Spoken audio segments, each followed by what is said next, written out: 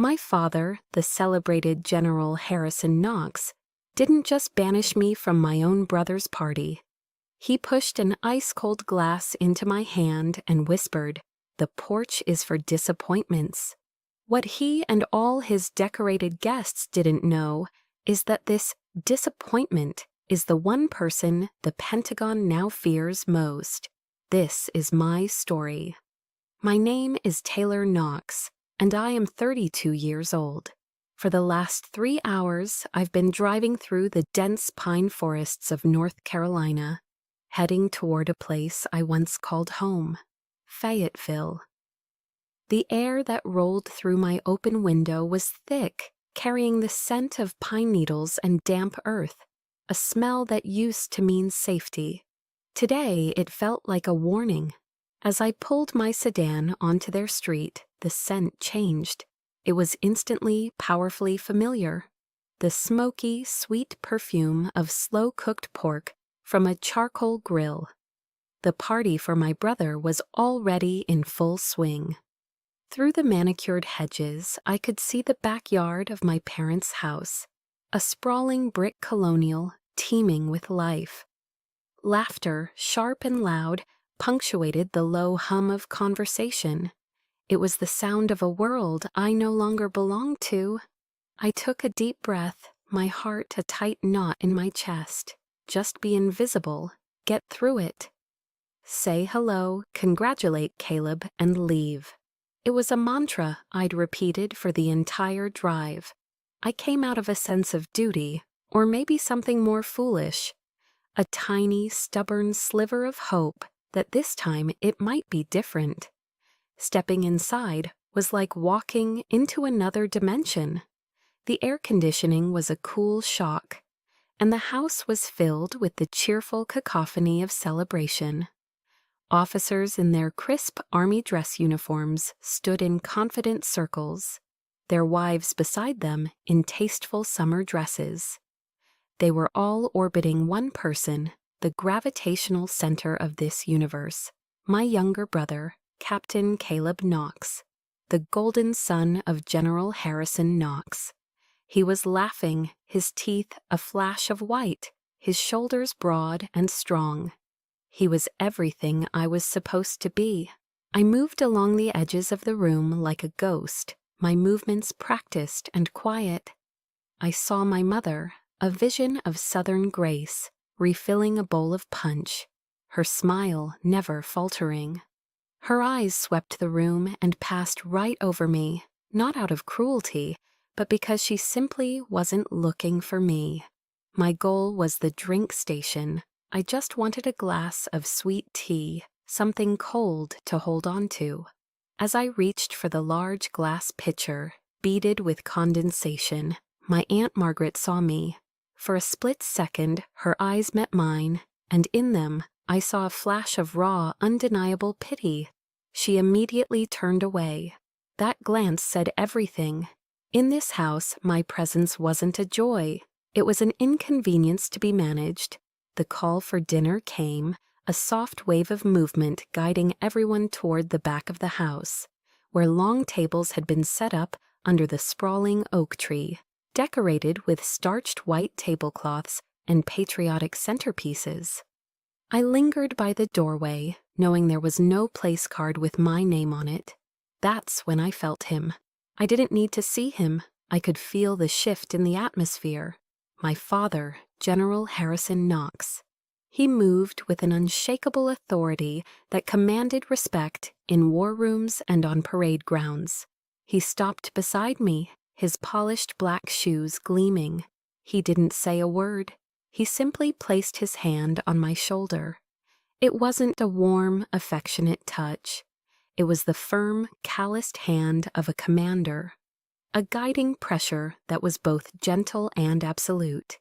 He steered me without a word away from the dining tables and toward the sliding glass door that led to the back porch. When we reached the threshold, he leaned in, his face close to my ear. His voice was a low, cold whisper, a frequency meant only for me. "Caleb worked hard for this night," he murmured, his breath smelling faintly of bourbon. "Don't let your shadow fall on it. Your place is out there." Then, just as quickly, he was gone. He turned, his posture straightening, his face reforming into the mask of the perfect, genial host. He left me standing there, frozen, his words echoing in the silent space he had created. It wasn't a suggestion, it was an order of exile. The metal of the folding chair was cold and unyielding against my legs. It was the only piece of furniture on the porch, set beside the hulking, silent gas grill. The gentle hiss from the propane tank was my only companion. From here, I had a perfect panoramic view of the party through the large glass door. It was like watching a silent film of a life I was supposed to have. I saw my father raise his glass, his voice a muffled but resonant boom. I could read his lips form the words in my mind. He was toasting Caleb, the son who continues the Knox legacy with honor and distinction. A chorus of cheers and applause followed. My mother beamed, her eyes shining with pride. And then the screen of a large projector on the lawn flickered to life. For a wild, stupid moment, my heart leaped. Maybe it was a slideshow. Maybe there would be a picture of us as kids, a forgotten moment of shared childhood. But it wasn't a slideshow. It was a single, professionally taken photograph, a new family portrait. There were 3 people in it, standing in front of this very house, wreathed in Christmas lights. General Harrison Knox, his wife beside him, and their son, Captain Caleb Knox. The 3 of them smiling, perfect. The picture had been taken last Christmas, months after I had been home for a brief, tense visit. They hadn't just forgotten to include me. They had actively, deliberately waited until I was gone to create this new official history, an updated record of the family with the defective part removed. I sat there, the ice in my sweet tea now completely melted, the glass lukewarm in my numb hand. The laughter from the party sounded distant, alien. They had erased me. In the warm, bright circle of my family's love, I didn't exist. I stared through the glass, my eyes finding my father's face. He was laughing at something a fellow officer had said, his head thrown back. His eyes, even from this distance, looked cold. That look, that cold, dismissive gaze. I'd seen it once before, 8 years ago, in a room that smelled of mahogany and betrayal. How does a life-saving decision become the sin that ruins your life? The answer to that question wasn't found on a battlefield, but in my father's office 8 years ago. The memory is so vivid, it's a scar on my mind. It was night in the forests surrounding West Point. A cold, relentless rain was falling, turning the familiar training grounds into a treacherous landscape of mud and shadow. We were cadets, engaged in a night navigation exercise, a final test of our land warfare skills before graduation.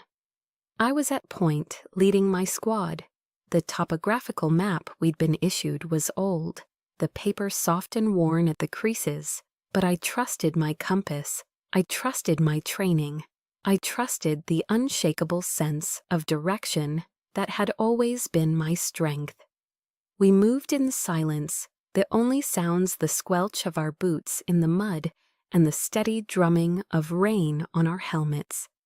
Then a prickle of unease, a cold dread that had nothing to do with the weather. Something was wrong. I stopped, raising a hand to halt the squad, and stared down at the map under the faint red glow of my penlight. A creek that should have been on our left was on our right. A ridgeline that was marked as a gradual slope was in reality a steep, rocky incline. The map was dangerously inaccurate. My voice was low but clear over the radio handset. "Command, this is Knox. halting movement to re-verify position, discrepancy between map and terrain. The response from our supervising officer, Lieutenant Miller, was immediate and dismissive. Negative, Cadet Knox. Trust your instruments. Proceed with the objective. Do not delay the formation. I hesitated. An order was an order, but the feeling of wrongness was overwhelming, a physical weight in my gut. I looked up from the map, peering into the rain-swept darkness ahead. And I saw it, a faint, intermittent flicker of light where there should have been nothing but trees. My blood ran cold. I knew what that was. It was the warning light for a live fire range, another unit's training area. We were walking directly into their line of fire. Get down! The words tore from my throat, raw and primal. I didn't wait for them to obey. I launched myself forward, shoving the cadet in front of me, a kid named Peterson, to the ground. I threw my body over his, pulling him flat against the slick, wet earth. A split second later, the air above us ripped apart with the sound of automatic weapon fire. A burst of tracer rounds, brilliant green streaks in the night, sliced through the space where our heads had been moments before.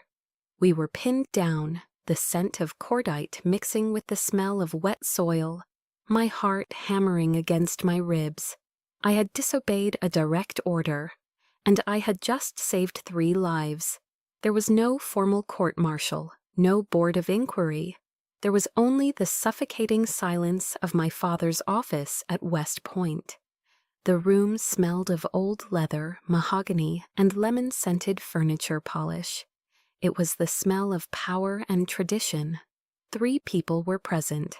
My father, General Harrison Knox, seated behind his immense desk, Lieutenant Miller standing rigidly at attention, and me standing in the center of the room, my uniform still damp. Miller, his face pale but his voice steady with a rehearsed confidence, presented his version of events. He painted a picture of a cadet who had panicked, who had become disoriented in the poor weather conditions. He described my warning as a hysterical outburst and my actions as reckless behavior that endangered the entire squad. He lied calmly, professionally, and without a flicker of hesitation. Throughout the entire recitation, my father did not look at me, not once. His gaze was fixed on the official report Miller had placed on his desk, a neatly typed document filled with damning falsehoods. He didn't ask for my side of the story. He didn't question a single word of Miller's account. His silence was a physical thing, an anvil pressing down on my chest, crushing the air from my lungs. It was more terrifying than any accusation, more final than any verdict. His silence meant he had already chosen a side, and it wasn't mine. He had chosen the system. He had chosen to protect the reputation of a commissioned officer over the truth from his own daughter. When Miller finished, the silence stretched, thick and unbearable. Finally, my father spoke. His voice was even, devoid of any emotion, the calm, measured tone of a man making a strategic decision. "The issue here is not who you saved, Taylor," he said, finally lifting his eyes to meet mine. "The issue is that you made a commanding officer look weak. You broke the chain of command." He slid a single sheet of paper across the polished surface of the desk. A voluntary withdrawal form. Beside it, he placed a heavy black fountain pen. "Sign it," he said. "Cite personal reasons. It will be cleaner for everyone, for the academy, and for this family." Tears I had refused to shed in the forest now burned my eyes. My voice was a choked whisper. "What about the truth, Dad?" For the first time in the entire meeting, his expression changed. His eyes, the same ones I had inherited, turned to ice. The warmth of a father was gone, replaced by the cold calculus of a general. The truth, he said slowly, each word a carefully placed stone, is what the person in authority decides it is. And right now you have no authority. Have you ever felt that? That moment when you realize your truth, the very facts of what happened, simply don't matter to the people who hold power over you? He pushed the pen closer to me. Sign the paper for the honor of this family. My hand trembled as I picked up the pen. The weight of it felt impossible. It was a weapon aimed at my own future. I looked at my father, searching for a flicker of doubt, a trace of love, a sign that he was being forced into this.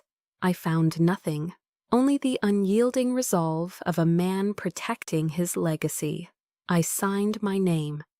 The ink bled onto the page, a final dark stain on my dream. With that single stroke, I wasn't just leaving West Point. I was signing the death warrant for my own soul. My signature condemned me. They thought they had erased me, buried me under the weight of their lies. But they didn't know one thing. When you have nothing left to lose, you can become anyone. And I chose to become a ghost. For 3 weeks after West Point, the world had no grand purpose for me. My new reality was the 11 p.m. to 7 a.m. shift at a Waffle House off a lonely highway exit outside of Richmond, Virginia. The air, thick with the smell of sizzling bacon and burnt coffee, clung to my clothes and hair. My life was measured in coffee refills and orders of scattered, smothered, and covered hash browns. I spent my nights wiping down sticky syrup from the laminate countertops, my reflection a pale, hollowed-out version of the woman I used to be. The shame was a constant, low-grade fever. This was the bottom. One night, as I was mopping the checkered floor, my cheap burner phone vibrated in my pocket. A blocked number. I almost ignored it, but something made me answer. "Is this Knox?" a woman's voice asked. It was calm, level, and devoid of any emotion. "Who is this?" I replied, my voice raspy from disuse. She ignored my question. "Be at this address tomorrow at 1400 hours. Come alone." She gave me an address in Arlington and hung up. The next day, I took a Greyhound bus, my meager belongings in a single backpack. The address led to a bland, nondescript office building. The kind of place you could pass 1,000 times and never notice. Inside, the woman from the phone was waiting. She introduced herself as Major Evelyn Shaw. She was a woman in her late 40s with sharp, intelligent eyes that missed nothing. She didn't waste time on pleasantries. She gestured for me to sit, and on the conference table between us, she laid out my file. It was surprisingly thick. "We've read your reports, Knox," she said, her tone all business. "The official one and the unofficial one. The official report says you were undisciplined, a liability. The unofficial one, pieced together from field interviews with your squad, says you saved 3 lives. She leaned forward slightly. "We're not interested in the drama. We're interested in results. You delivered results under pressure, and you were punished for it. That makes you uniquely qualified for what we do." She pushed a heavy binder across the table. The cover was blank. "This is the Orion Division," she stated, her voice dropping.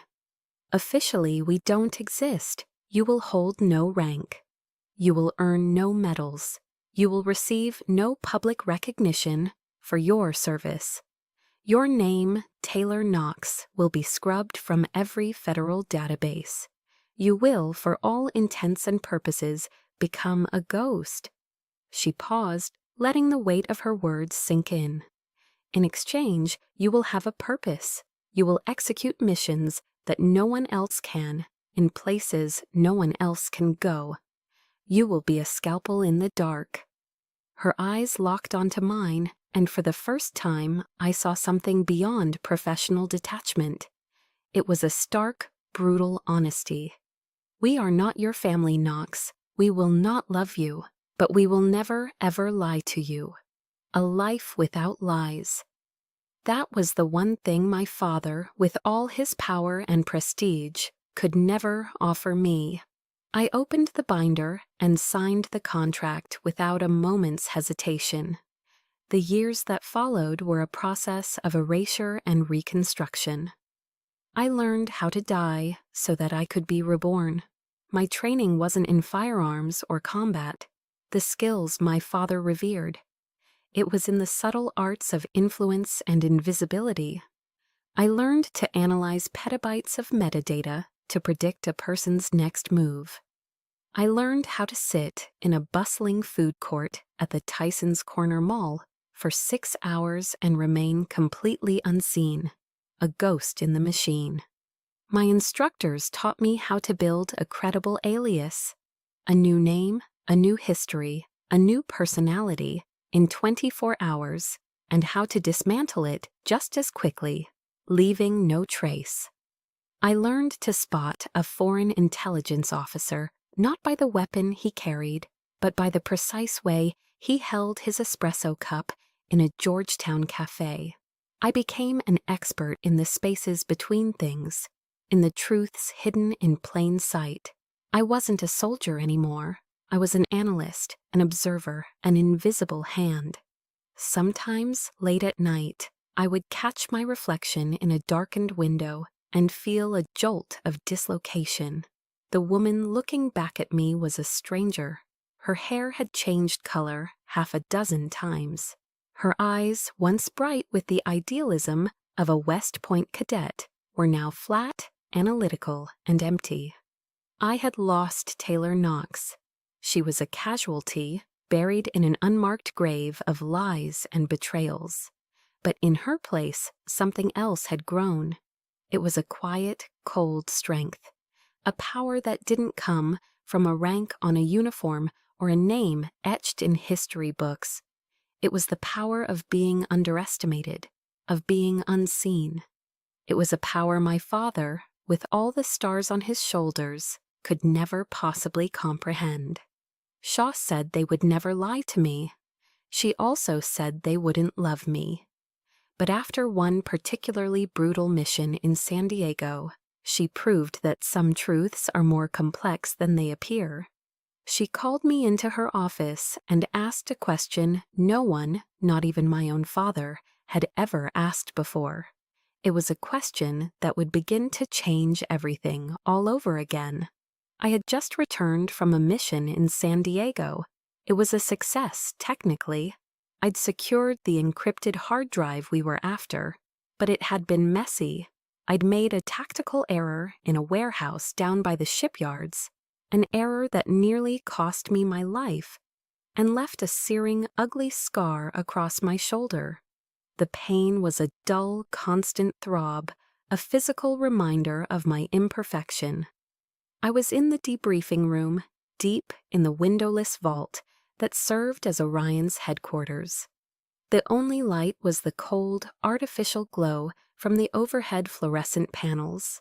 The only sound was the low, steady hum of the server racks that lined the walls, the building's mechanical heartbeat. I handed my after-action report to Major Shaw, now Colonel Shaw, after a recent, unannounced promotion. The report was concise, factual, and omitted any mention of my own fear. I stood before her desk, my body rigid, my posture perfect. I was braced for the inevitable critique, the harsh, systematic breakdown of my mistake. This was the military way. It was my father's way. You perform, you are judged, you are found wanting. You do not show weakness, you do not make excuses. I steeled myself for the verdict, my focus entirely on controlling my breathing. The silence in the room stretched on, amplifying the hum of the machines. Colonel Shaw finished reading, her expression unreadable. She placed the report neatly on her desk, aligning it perfectly with the edge. She didn't look at it again. Instead, she lifted her gaze and looked directly at me. "The report is excellent, Knox. You accomplished the objective," she said. her voice its usual measured tone. She paused for a beat, and in that small silence, something shifted. Her voice, when she spoke again, was softer. "But I'm not asking about the mission. I'm asking about you. Are you okay?" The question hit me with the force of a physical blow. It was so unexpected, so entirely outside the parameters of our professional relationship, that my carefully constructed defenses crumbled. "Are you okay?" 3 simple words. In the 8 years since I'd left West Point, in my entire life before that, no one in a position of authority had ever asked me that question. My father had asked if I had followed orders. He had asked if I had upheld the family name. He had never once asked if I was okay. The question bypassed my intellect and struck something deep and buried, a part of me I thought had died long ago. A hot pressure built behind my eyes. To my horror, tears began to well up, spilling over and tracing hot tracks down my cold cheeks. They were the first tears I had shed in years, and once they started, I couldn't stop them. It was a silent, racking sob, a complete and humiliating loss of the control I had worked so hard to maintain. Evelyn didn't say a word. She didn't look away or show any sign of discomfort. She simply reached into her desk drawer, pulled out a box of tissues, and pushed it across the desk toward me. She waited, giving the silence the space it needed. When my sobs finally subsided into shuddering breaths, she spoke again, her voice gentle. "General Knox was wrong, Taylor." It was the first time she had ever used my first name. "He taught you that strength is the absence of weakness, that to be vulnerable is to fail. But that's a lie we tell soldiers to make them effective. It's not a truth we should live by." She leaned forward, her gaze direct and kind. "Real strength isn't about never falling. It's about facing your own brokenness and having the courage to stand back up anyway." Her words resonated with an eerie familiarity. They were echoes of a voice I had been listening to secretly for months. On sleepless nights when the ghosts of my past were too loud, I'd listen to podcasts on my phone, the volume turned low, absorbing the teachings of a researcher named Brené Brown. She spoke about the power of vulnerability, about how courage wasn't the absence of fear, but the willingness to step forward into it. In that cold, windowless vault, a stranger, my commander, was giving me the validation my own family had denied me. She saw past the operative, past the asset, and saw the person. She saw the wound. That day, in the heart of that secret world, a seed of rebellion, a quiet determination to reclaim my own story, finally began to sprout. The quiet satisfaction I felt after leaving Colonel Shaw's office didn't last long. A few hours later, I was overseeing a data transfer in a secure mobile command unit parked near Fort Liberty when my encrypted phone buzzed. It was a scrambled number, a ghost from a past I had tried to bury. I knew instantly who it was. My thumb hovered over the screen, a flicker of the old hesitation, the old fear. I crushed it and answered the call, holding the phone to my ear without saying a word. Silence. Then his voice, familiar and yet horribly changed. It wasn't the calm, authoritative tone of General Harrison Knox. It was a low, guttural roar, vibrating with barely contained rage. "What the hell are you doing down there, Taylor?" The sound of my first name was a shock. He never used it unless he was furious. "Sergeant Major Thorne just called me to report that his men were ordered to salute you." "General Knox, ma'am? What kind of ridiculous charade are you playing? Are you actively trying to embarrass this family?" He didn't ask how I was. He didn't ask what I was doing for a living. His only concern was how my actions, actions he couldn't even begin to comprehend reflected on him. The rage, the accusations, it was all about his reputation. After all these years, I was still just a problem to be managed, a loose variable threatening his perfect equation of honor. I remained silent. My silence had always been a source of frustration for him. He saw it as defiance, as a failure to engage on his terms. As I listened to his breathing, heavy and ragged over the secure line, I realized my silence was no longer about fear. It was a strategy. Let him talk. Let him reveal himself. My lack of response seemed to fuel his fury. "Who do you think you are?" he spat, the words dripping with contempt. "A West Point dropout, and you have a command sergeant major saluting you? You are defiling the Knox name." The accusation was so predictable, so perfectly in character, that a cold, sharp clarity cut through me. The old pain, the sting of his disapproval, was gone. It had been replaced by something harder, something colder. "I'm just doing my job," I said, my voice level and detached. He let out a short, barking laugh. It was a sound of pure derision. "Your job? What's that? Working retail? Tending bar? Listen to me, Taylor. Whatever little game you're playing, it ends now.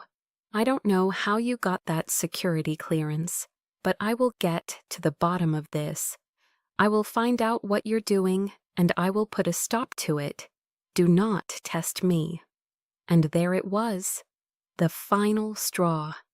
He wasn't just indifferent to my life, he was actively hostile to it. He threatened to destroy whatever I had built for myself, not because it was wrong, but because it was unknown to him, beyond his control, and therefore a threat to his pristine public image. 8 years of silence, 8 years of swallowing my truth, of letting their narrative define me as a failure. 8 years of hoping that some part of him, some sliver of the father I once idolized, might still exist. All of it evaporated in that single venomous threat. The tremor in my hand wasn't from fear. It was from a pure, unadulterated rage that felt as clean and sharp as a shard of glass. The years of hurt had finally crystallized into something unbreakable. "You won't investigate anything, General," I said. My voice was quiet, even, but each word was honed to a razor's edge. "Because you don't have the clearance." I let that sink in, a statement of fact that completely upended the power dynamic he had relied on his entire life.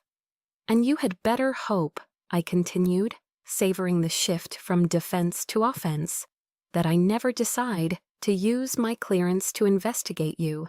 I ended the call. The silence that followed was absolute. My thumb pressed the button, severing the last toxic tie to my past. My knuckles were white as I gripped the phone. The battle had begun. And every battle needs a weapon. My weapon had been dormant for years, hidden in plain sight, waiting in the hands of my own brother. After the call with my father, I didn't smash anything. I didn't scream. The rage was too cold, too pure for a messy release. It was a block of ice forming in my chest, solid and heavy. I walked calmly to the sterile bathroom of the mobile command unit and stared at my own reflection in the polished steel mirror. I saw the face of a woman who had perfected the art of suppression, a face that had become a mask of professional neutrality. But this time, something new stared back from my eyes. It wasn't pain, it was clarity, a terrifying, absolute clarity. For 8 years, I had allowed my silence to be interpreted as consent.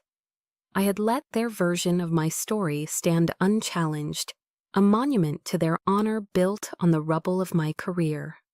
My father had just threatened to dismantle the new life I had painstakingly built, simply to protect his own image. He had made a grave miscalculation. He had awakened the one thing he thought he had successfully buried. The West Point cadet who believed in truth more than she believed in the chain of command. But now that cadet had access to tools he couldn't possibly imagine. Back at my terminal, my fingers moved with practiced speed across the keyboard. The clicking of the keys was the only sound in the chilled, quiet air. I logged into the Orion archives, a labyrinth of encrypted data that held the secrets of the nation's shadow wars, and pulled up an old, dormant file. Its codename was innocuous, almost poetic, Project Nightingale. It was the name I had given the gift I presented to Caleb on the day he graduated from officer candidate school. To the outside world, it was a standard issue, olive drab field notebook, the kind every soldier carries, filled with waterproof paper for taking notes in the rain. But my gift had been modified.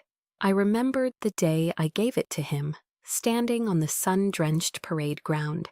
The faint pride in his eyes overshadowed by his eagerness to please our father, who stood nearby. Caleb had accepted it with a polite but dismissive air. "Thanks, sis," he'd said, flipping through the empty pages with a cursory glance. "But I think I'll stick with Dad's methods." At the time, his words were just a thoughtless slight, the casual preference of a son for his father. Now, listening to the memory echo in my mind, it felt like a bitter taunt, a reminder of a divide that had started long before the lies. What he didn't know, what no one knew, was what lay hidden inside.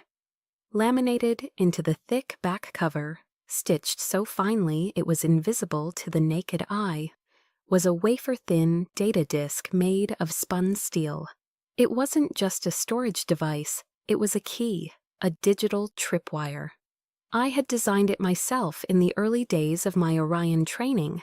If that disk was ever connected to any unauthorized non-Orion network, like a personal laptop or a standard military tablet, it would silently ping my secure server, alerting me to its activation. I hadn't planted it as a trap, not then. I had put it there as a lifeline, a secret back door.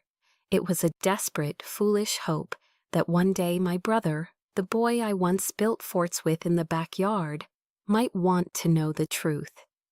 That if he ever looked for it, a door would open. For 8 long years, that door had remained closed and locked. But my father's arrogant, threatening phone call had just handed me the leverage to change that. I knew my brother. I had to believe I still did. He was his father's son, disciplined, loyal, a follower of rules. But he also had our mother's innate curiosity, a quiet, persistent quality my father had tried and failed to stamp out. The strange events at Fort Liberty would be gnawing at him. The deferential salute from a command sergeant major, the base's official refusal to provide any information about me, the angry, evasive phone call from our father that would have surely followed. Caleb would be asking questions. And when a Special Forces officer starts asking questions, they don't stop until they get answers. They are trained to turn over every single stone.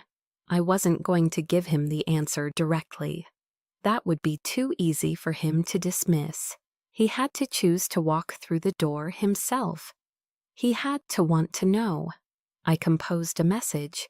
It was anonymous, sent through a series of encrypted relays across 3 continents that made it utterly untraceable. The recipient was one of Caleb's closest friends in his SF unit, a man known for his unwavering loyalty, but also his insatiable love of a good mystery. The message was a single, provocative line. "If you want to know who General Knox really is, ask about Lieutenant Miller's report, West Point, 2016. I hit send. The message vanished into the ether. I had done my part. I had planted a seed of doubt in the most fertile ground possible. The gossip-fueled, hyper-masculine environment of a close-knit military unit. The rumor would find its way to Caleb. His pride and his curiosity would do the rest. Have you ever had to trust that someone you love, someone who has disappointed you, will finally do the right thing when presented with the truth? That's the faith I was placing in my brother. I leaned back in my chair, the cold hum of the servers a steady rhythm in the quiet room. I had just aimed a weapon at the heart of my family's carefully constructed myth. Now all I had to do was wait for my brother to pull the trigger. I waited. For 3 days after I sent the message, there was only silence. A part of me, the cynical, scarred part, began to wonder if I had miscalculated. I wondered if my father's influence, a lifetime of carefully constructed mythology, was stronger than my brother's curiosity. I pictured Caleb dismissing the rumor, reaffirming his loyalty to the man who had given him everything. The thought left a familiar, bitter taste in my mouth.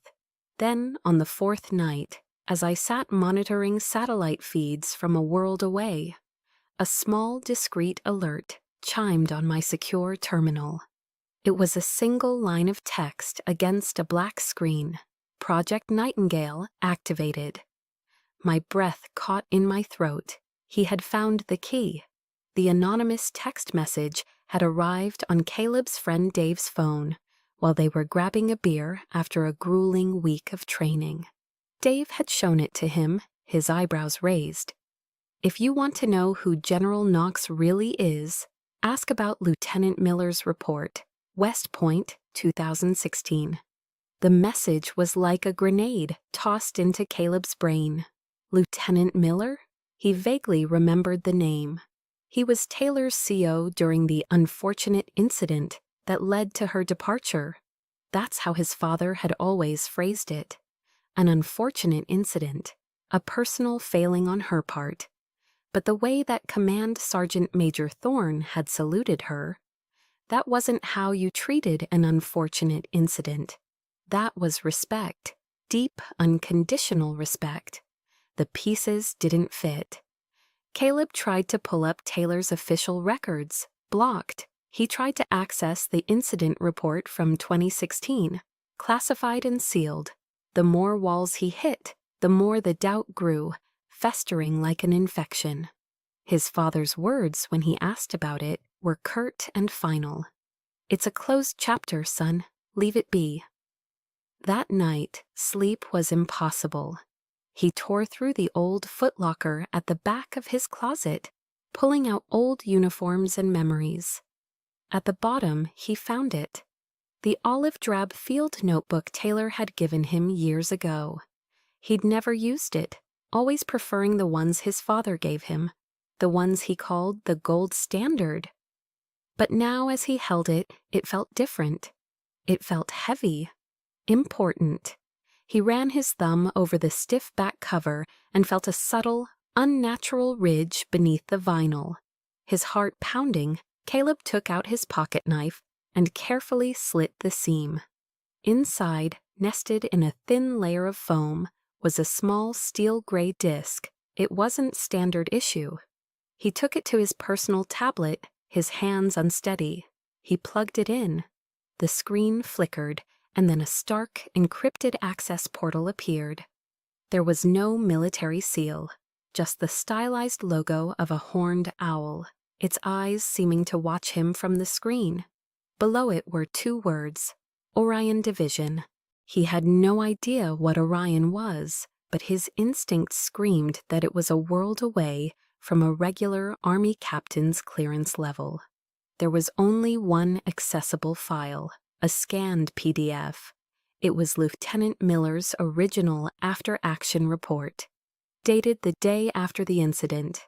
Caleb read it, his world tilting on its axis. He read how Cadet Knox had correctly identified a critical navigational error, how she had defied an incorrect order to save her squad from walking into a live fire zone. He read Miller's own words, praising her, superior reflexes, and decisive action under extreme duress. He had recommended her for a commendation. Then a second document loaded beside the first. It was the official report, the one his father had shown him years ago. It was a complete fabrication detailing her supposed panic and recklessness. Two versions of history. One was the truth, the other was a lie, and his father's signature was on both. An encrypted message soon appeared on Caleb's tablet. It was a set of coordinates for a 24-hour diner on the outskirts of Fayetteville, and a time, ISO 300.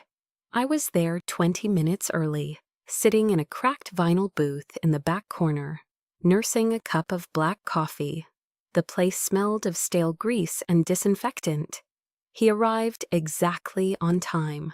Caleb slid into the booth opposite me, his face pale, his eyes wide with a mixture of anger and confusion. He looked broken. He didn't greet me.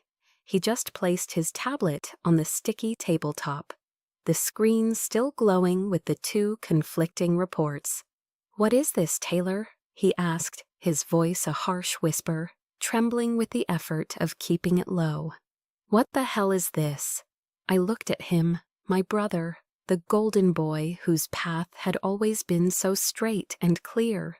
Now, for the first time, he was lost.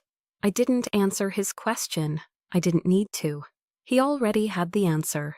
I just held his gaze, my own expression unreadable. "That's the choice, Caleb," I said, my voice quiet but firm.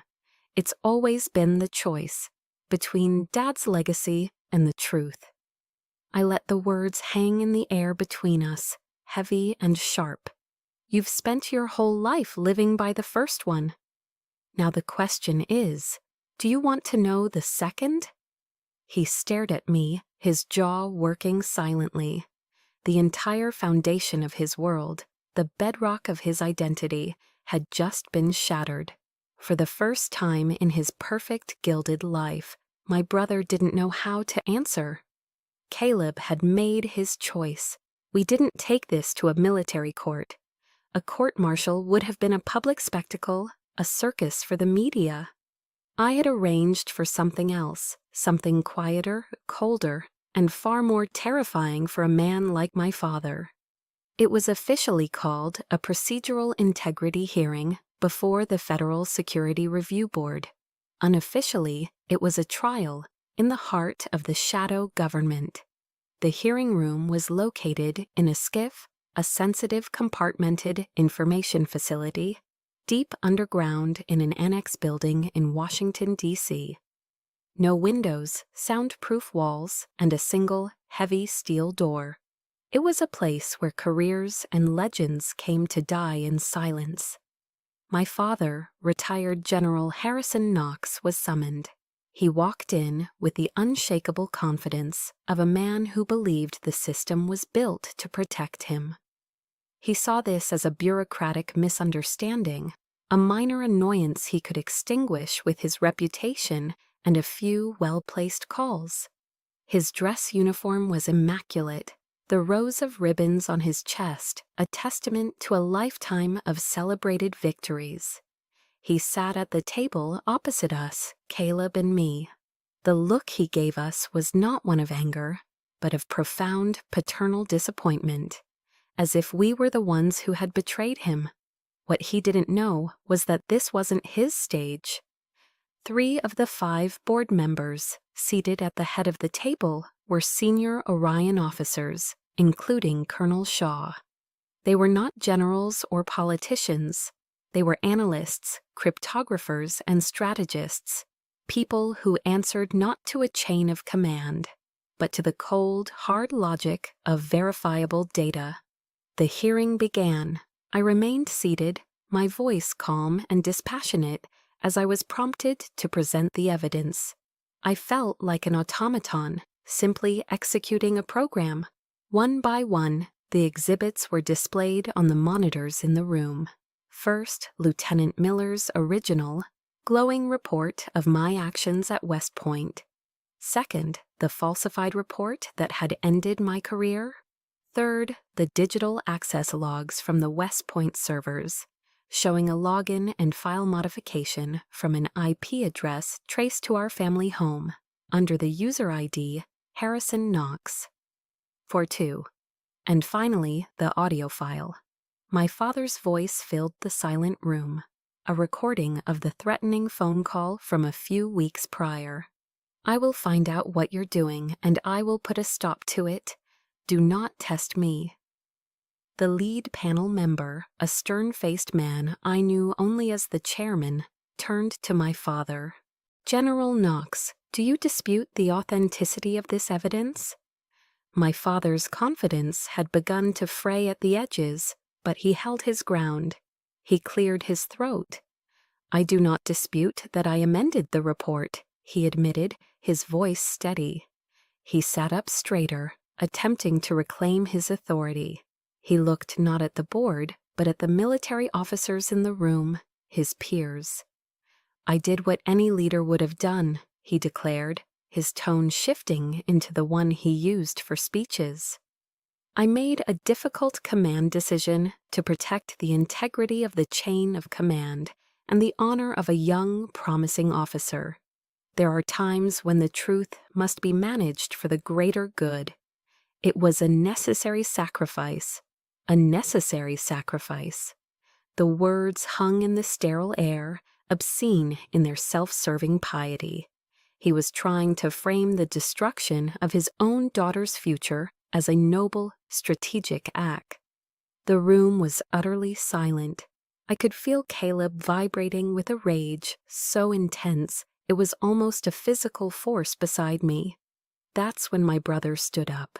His chair scraped against the floor, a jarring, ugly sound in the stillness. All eyes turned to him. His voice, when he spoke, trembled with emotion, but it was clear and strong. A necessary sacrifice? Caleb's voice cracked.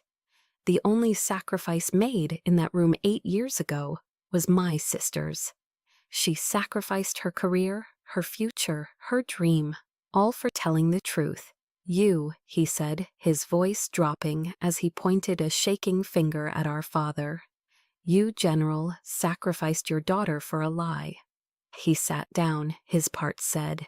The silence returned, heavier this time. Then I spoke. It was the only time I would speak for myself during the entire hearing.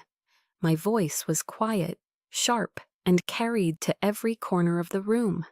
You taught us that honor is everything, sir, I said, addressing my father directly. It seems your definition of honor doesn't include the truth.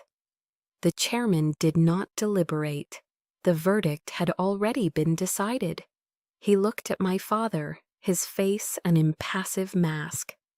General Harrison Knox, this board finds that you knowingly and willfully falsified a United States Military Academy official report, and subsequently used your position to intimidate a federal operative. Effective immediately, this board recommends to the Department of the Army that you be stripped of all post-retirement honorary titles. Your security clearance is permanently revoked. He then turned his gaze to me. The original findings regarding Cadet Taylor Knox are to be expunged. Her record is to be restored and sealed at the highest level of classification, effective immediately. This hearing is concluded. It was over. My father just sat there, his mouth slightly agape. The color had drained from his face, leaving behind a gray, waxy pallor.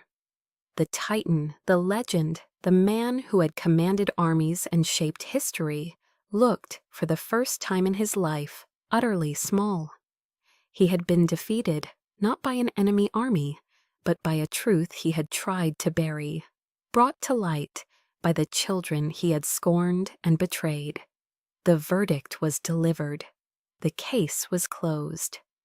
As the heavy door of the hearing room clicked shut behind us, the adrenaline faded, replaced by a profound, echoing silence. We had won, but I knew the real war, The one inside our family had only just begun. Caleb and I walked out of the sterile government building and into the humid afternoon air of Washington, D.C., without saying a word. The sky was a uniform leaden gray, a perfect mirror of our shared mood. There was no triumphant feeling of victory, no cathartic release that I had perhaps foolishly imagined. The adrenaline from the hearing had evaporated, leaving behind only a profound, hollow exhaustion. We had won. We had unearthed the truth and held our father accountable in a form he could not control. But in doing so, we had also lost him completely. We had lost the idea of him, the grand, heroic illusion, of family that we had clung to in different ways for our entire lives. We drove back to my small, sparsely furnished apartment in Arlington in a heavy silence. The quiet wasn't uncomfortable. It was necessary. It was the vast, empty space left behind after a detonation, a space to process the seismic shift that had just permanently altered the landscape of our lives. We had brought down a titan, but in his fall, the entire structure of our world had come down with him. That evening, as I sat staring at the city lights through my window, my phone rang. The caller ID showed a number I knew by heart but hadn't saved, our mother. My hand hesitated. Then I answered, my heart a cold stone in my chest. She didn't cry, she didn't scream or rage, which somehow would have been easier to bear. Her voice was flat, brittle with a grief that had curdled into blame.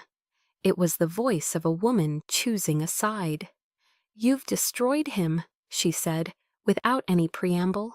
"After everything he did for this country, for this family, you've destroyed it all."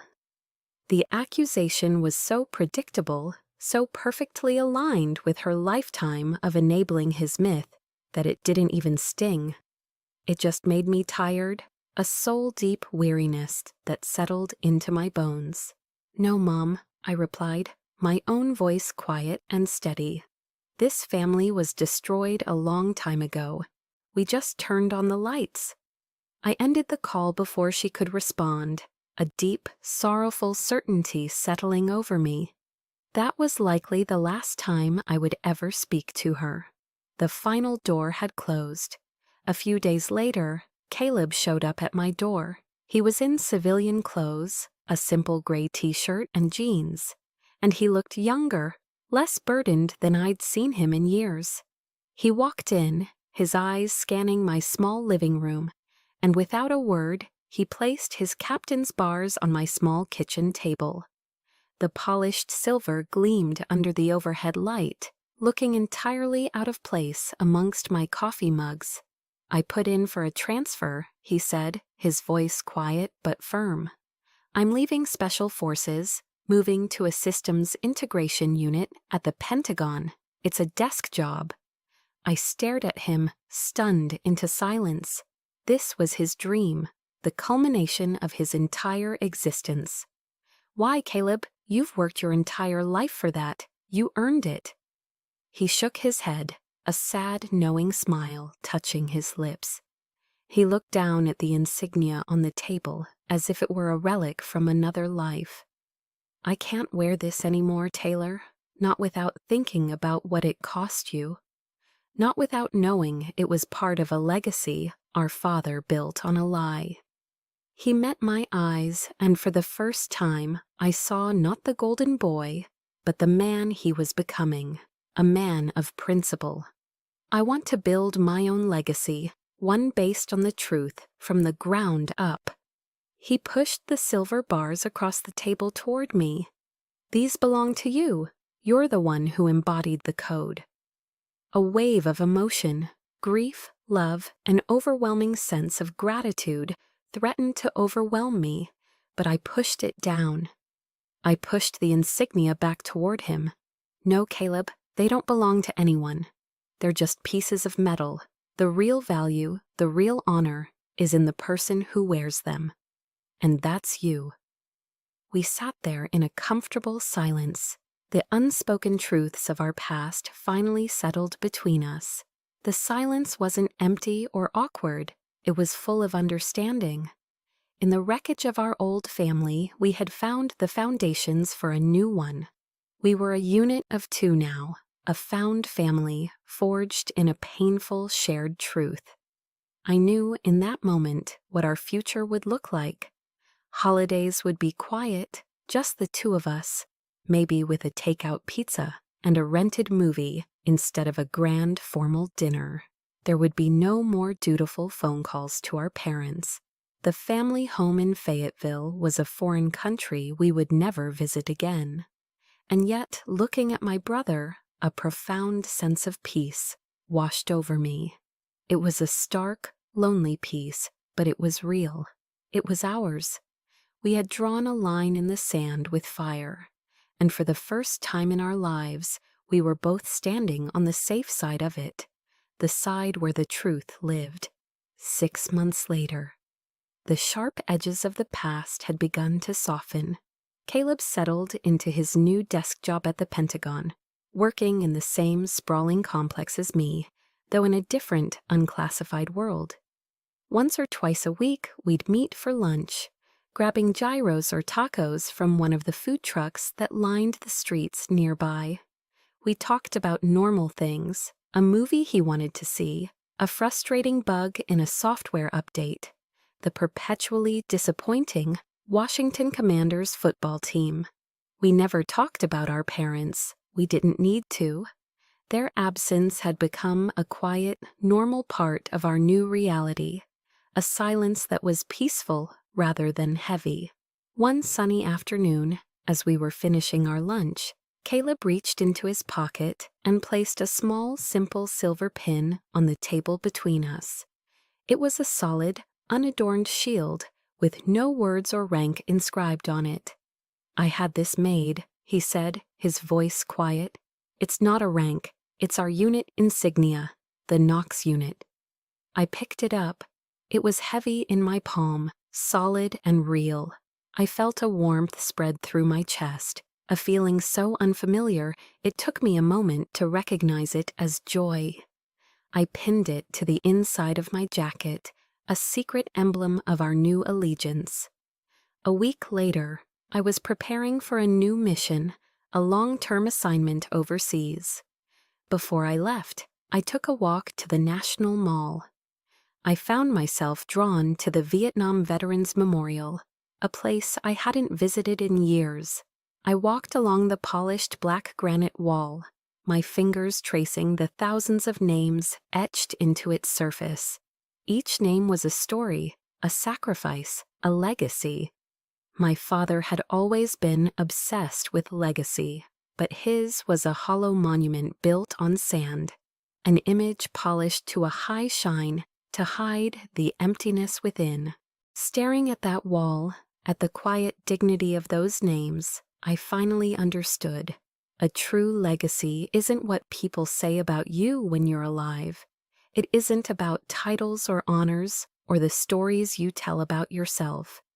A legacy is the sum of your quiet actions, the right choices you make when no one is watching.